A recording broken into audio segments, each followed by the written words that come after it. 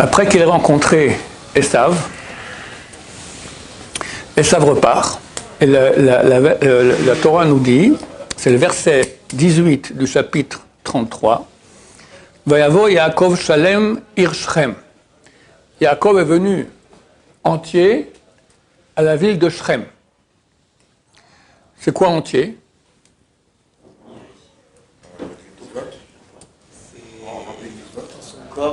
Oh, très bien. Ce que dit Raché ici. Quoi? Shalem Begoufo, dans son corps, il a été guéri de la blessure que lui a fait l'ange d'Esav dans la bataille durant la nuit. Shalem dans son argent, tout son argent qu'il a eu, il a donné tout son argent en partant au fils de Esav, à Eliphaz. Et là, maintenant, il est revenu très très riche de chez Lavan et de sa Torah, qui n'a pas oublié sa Torah chez Lavan. Ok? Donc, va y avoir Yaakov Shalem, Ir Shrem. Il est arrivé où? À la ville de Shrem. Shrem, c'est Naplouse aujourd'hui, d'accord? Une ville ici à 50 km au nord d'ici. Asher Be'ez Canaan, qui se trouve en terre de Canaan, Bevo et Padan Aram, lorsqu'il est revenu de Padan Aram. Vayechan et Pnei Ha'ir. Vayechan, c'est du mot Machane, il a campé, et Pnei Ha'ir, en face de la ville, pas dans la ville. Ok? Est-ce qu'il y a un commentaire de Raché ici? Oui, c'est marqué Erev Shabbataya, c'était la veille de Shabbat, Beshe Iltot de Rav Achai. Ça provient, c'est un commentaire qui vient de chez Iltot, c'est question-réponse de Rav Achai. Rav Achai, c'est un des Géonim, c'est le 8e siècle environ de l'ère chrétienne. 7e ou 8e siècle, c'est très, assez avant le Rambam, avant Rashi, avant tout le monde, d'accord? Voilà. Le Rashbam, le petit-fils de Rashi, il dit que celui qui explique que Yaakov est venu Shalem, est venu entier dans son corps, dans son argent, dans sa Torah, à Shrem, se trompe. Il dit ça c'est un drash.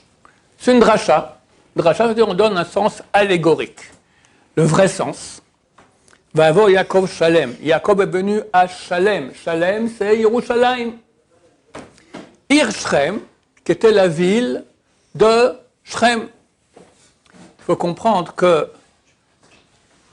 c'est marqué Masé Avot Siman Abanim. Les actions de nos ancêtres sont un signe pour leur descendance. Ce qui s'est passé avec Yaakov, s'est passé avec Am Israël. Yaakov est parti 20 ans d'exil. Nous, par rapport à 20 ans, on est resté 2000 ans en exil. Après, on revient à Jérusalem, Baruch Hashem. Shalem Bemamono, Baruch Hashem, l'économie israélienne est très bonne. Shalem Betorato, la Torah en Israël, ça fait 2000 ans qu'il n'y a pas une Torah aussi extraordinaire. Shalem Be'etzalato, que aussi on a été guéri, on est le même chiffre de juifs qu'il y avait avant la Shoah. Donc on a été guéri des 6 millions de la Shoah. Donc ce qui s'est passé avec Yaakov correspond avec nous. Ce qui n'est pas compréhensible, non, ce qui est compréhensible, c'est marqué Vayechan et Pnei Ha'ir. Il a campé en face de la ville. Jérusalem, c'est pas ici. Le Jérusalem dont on parle, c'est l'endroit du temple. Là-bas, il y a la mosquée. On ne peut pas mettre les pieds là-bas, c'est interdit. On est revenu, Vayechan, il a campé en face. En face, c'est l'endroit du kotel. On est en face, mais on n'est pas dedans. Ça correspond tout à fait. Par contre, ce qui est complètement incompréhensible, c'est le commentaire de Rav Achai Gaon. Rav Achai Gaon, comme je dis, c'est énorme. Énorme, énorme, énorme. C'est 3 siècles avant le Rambam, Rashi, etc. Et jamais Rashi ne le cite. Je ne connais pas d'endroit dans toute la Bible où Rashi l'a cité. Et là, il le cite. Il y a sûrement ici un chidouche extraordinaire, une notion fantastique qui va citer. Et Rav Achai Gaon aussi, s'il parle maintenant, c'est qu'il y a ici quelque chose d'extraordinaire à nous dire. Et qu'est-ce qu'il nous dit? Il a campé en face de la ville, c'était Erev Shabbat, la veille de Shabbat. Qu'est-ce qu'on en a à faire? C'était mardi, c'était mercredi, il est allé chez le coiffeur, il a bu un café.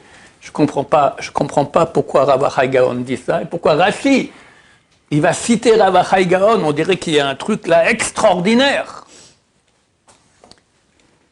Alors on peut dire... Hein? Hein? Mais pourquoi on te raconte ça sur Yaakov Avinu? Il est allé aussi, il t'a laissé un pantalon aussi. Qu'est-ce que j'en sais, moi? Raconte-moi des choses intéressantes. Alors, ce qu'on peut dire, dans le cas de ce que j'ai dit, que les actions de nos ancêtres, c'est un signe pour leur descendance, il est arrivé Erev Shabbat. C'est quoi Erev Shabbat? Shabbat, c'est quoi? On a 6000 ans dans l'histoire. Le 7e millénaire, c'est Shabbat. C'est une autre dimension. Il est arrivé maintenant, avant la Géoula, il est arrivé en face du Kotel.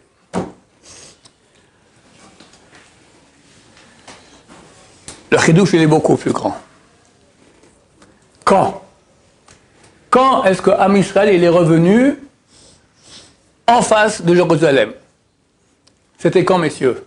Un peu d'histoire, non? 67, la guerre des 6 jours. En 1967, on a conquis, avant la frontière, elle était en dehors de la vieille ville. Là, on a conquis la vieille ville, on est rentré et on s'est arrêté en bas du Kotel, enfin en face du Kotel. On n'a pas pu rentrer plus. La guerre d'indépendance, c'est en 48, non? Pardon? La guerre d'indépendance, c'est quand? La guerre d'indépendance, c'est 48. Avant, on était là-bas. En 48, on a quitté, les Jordaniens ont conquis et on était hors. On est revenu en tant qu'Am Israël à qui ça appartient, 67. Maintenant, ça, c'est le sens de Erev Shabbat. C'est quand Shabbat, c'est l'an 6000. On commence le 7e millénaire. C'est quand Erev Shabbat. Erev, valeur numérique, Aïn, Resh, Bet. Aïn, ça vaut 70. Resh, ça vaut 200. Bet, ça vaut 2. Combien ça fait? 272. Fait 6000 moins 272, ça te fait 7000. 5727. Avec quelques mois. Il faut compter les mois. 5727 et quelques mois, il ne te reste plus que 272 ans jusqu'à l'an 6000. Qu'est-ce qui s'est passé au mois de juin de cette année? Guerre des 6 jours. Erev Shabbat. Il a campé en face de la ville. Rav Achai Gaon te dit c'était Erev Shabbat. 272 jours avant l'an 6000. Et c'est exactement ce qui s'est passé. C'est beau ça, non? Vous allez voir le cours d'Irmamia, c'est 100 fois plus beau. Be'ezrat Hashem.